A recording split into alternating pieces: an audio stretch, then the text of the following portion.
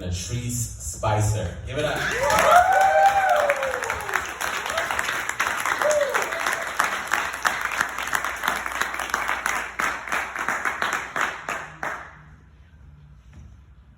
You guys are amazing. That was good for whomever he was talking about. But man, ain't God great? Yeah, I could go on and on about that all day. Lord, guide the meditation of my mind, the words that I speak and the purpose of my heart. You know me, you know the real me outside of what these people will ever experience. Take over, take hold. Let this be your space. For the time that I have, just use me. None of me and all of you, amen. So I said a little prayer in the back, and at the end, God said, say it when you get up in the front. Sometimes obedience is the only thing we have to offer. And sometimes that obedience just looks like not giving up. And I've read somewhere in a good book that tells me my basic instructions before leaving earth, that obedience is always better than sacrifice. So even when it looks awkward, I'm all about being obedient. And I've had a lot of awkward moments because I came up where it was rough. And that's going to be my talking points tonight. I'm going to talk to y'all a little bit because I believe conversation is critical. And in poetry, you don't always get to talk back and say, yes, I agree. Go ahead, hallelujah, ain't it good? I know what you mean. So we'll talk for just a couple minutes, and then I'll go ahead and do a poem like you guys want and get out of your way. Is that okay with y'all?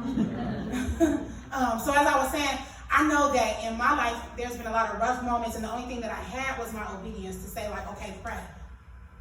Y'all been there? Y'all ever had them like, oh, I just can't do nothing but pray moments? Anybody? Just I'm the only one? Oh, yeah, no, y'all gonna talk back during the talk part. Yeah. And I've had those moments where I felt like, I just ain't gonna never get it right, huh? Now, y'all don't feel like that, because this is church, and y'all come here regularly Sunday, Tuesday, Wednesday, Thursday. You do your Bible study, you study, wrong study, Sunday school, service to the Lord, service to the people, and y'all don't sin like I sin. I'm the only one in this room who was sinner, so we can all take away the guilt. So in my life, if you was me and you had been a sinner and had some rough moments, you could say, dang, I felt like I just wasn't gonna never get it right. It was rough. And I've had enough of those moments to learn what I'm about to tell y'all. That's the good part. We're going to talk about being a rough rider.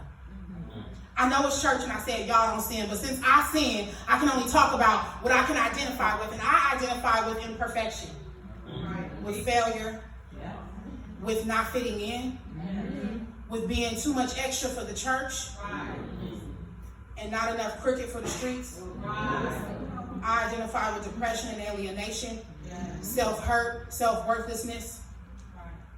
I identify with struggling to find my way. And so that's what we're going to talk about when I talk about being a rough rider. None of y'all, all of me, but just try and picture yourself being in a space where you had to be human. And if you ever find yourself having one of those days where you just can't get right, God didn't answer quick enough, it wasn't enough money for the month, or there was just not enough time for people's stupidity, I want you to remember this. The rough part is where it's good at.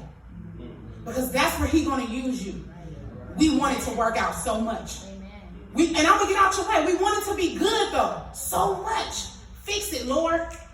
I prayed. Answer me. I went. Arrive me at the destination. I sacrificed. Give me my blessing. I took in all these trifling people. Restore me, Lord. It hurt. Take it away. Because you real. Right? Because you work. Right? So how come it's not fixed? And what he showed me through not fixing me is that he needed the brokenness, he needed the badness, he needed the tough parts so that he could show somebody else it was never about me and it was all about me at the same time. I'm here to tell anybody who's had it rough, the rough is what's working for you. The rough is what got me here tonight. Had I been so pliable as to get the things I wanted, to have things work out the way that I would have perceived, to be that totally refined, softened, delicate, totally restored, made whole the way that some men would prefer me to be, docile type of woman, God wouldn't have used me. Jermaine wouldn't have seen me. God has a plan. My big mouth, outlandish views, ostentatious ways of thinking, belief in being bold and channeling my inner beast, that's what got me here. To be a blessing, to be blessed. Right? And so your rough parts work out for you. If it's hard, even down to being homeless, that's going to work out because it's somebody who has nowhere to go that needs somebody who's been without somewhere to go to talk to them. So it all works out, and especially artists, like we have to learn to use the thing that hurts us the most to help us the most. Fix you. Fix you. Because the places where you are broken is what God will use. But only if you can let it get you right too. See, he'll never leave you as you are, being incomplete. The universe will never restore everything around you and not fix you too.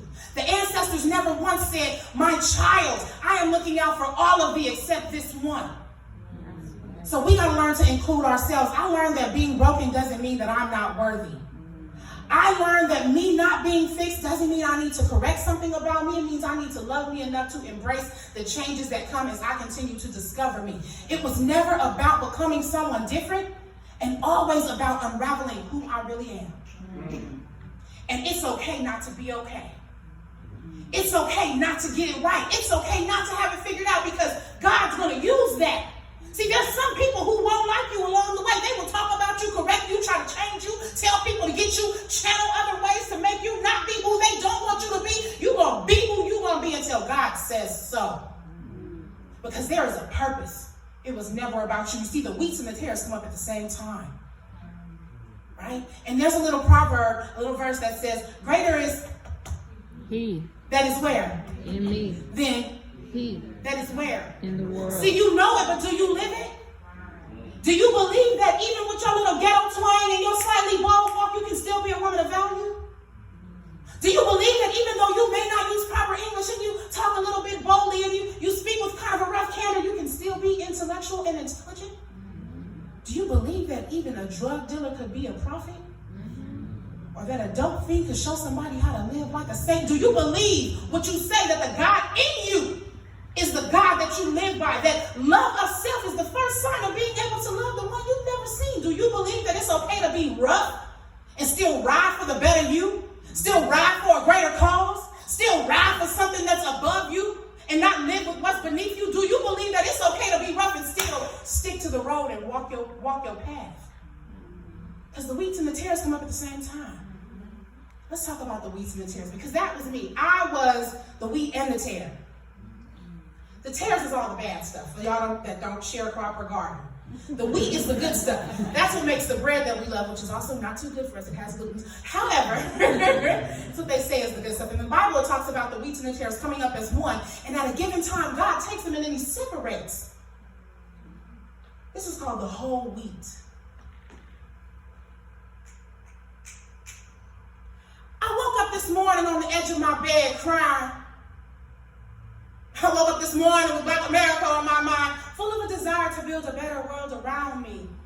Fighting tears of neglect and loneliness, praying that heaven's got to get up for Black queens, because this hole in my heart is really where the hell is. I'm figuring I've never been one to take a loss so well, and so even though my eyes swell, I recognize the fighter inside of me refuses to give in, so I might as well let her live. I try to hang up my woes on a strong rack. The safest place I know is down on my knees. At the altar, I'll be begging God for help, and he keeps showing me in front of the Holy Ghost is really where the help is. So I break out of my flesh, dig into my inner being, crack open my outer layers like a shellfish. I be getting swayed out of my blues like Elvis. Speaking life and I love yous to myself when it ain't nobody around to tell this. I think all of my life maybe I've been selfish, because all I wanted was somebody to fight for me. A strong signal on the key to life, and for God to shed an extra light on me. I pray to the Lord to allow the cost of my soul to afford his absolute state of freedom. Like indeed I pray for the grace and mercy that God could bestow to me. I said, Lord, please touch me if you would. Please then give me this help. I need you, because I don't know how I can do it by myself. You see, and what the Lord showed me was that he was always there and he had known me. I had no idea of the foolish mistakes that I make. That the amount of poor choices I make. Had no idea that all things through Christ meant that I too could be great. Now I live. I live like a surrogate, carrying the precious dreams and wishes of others until they are well enough to hand them over to me. I can't be too much of a good thing. Or I would have never given my dreams up for life in the first place. I asked God to help me and save me so I could make a way. He showed me that it was all up on me to believe the words that I tend to say. Do I trust you? Do I love you? Or has my faith and my hope gone astray? Do I love myself? And if so, there's some tough choices that I've got to make. You see, I heard that I was all bad, a lost cause. Nobody ever believed. But that was because they couldn't see things that only the Lord could see. He knew my value and therefore always cared for me. I came up with the wheats and the tares. And yet and still, he loved me enough to separate me from all the danger and turn me into the whole wheat. Therefore I am, and I know I will forever be God's child. You guys are amazing. Walk in your calling, live your passion, follow your dreams. You are of no use to anyone until you have truly helped yourself. Tap into God inwardly. Be well.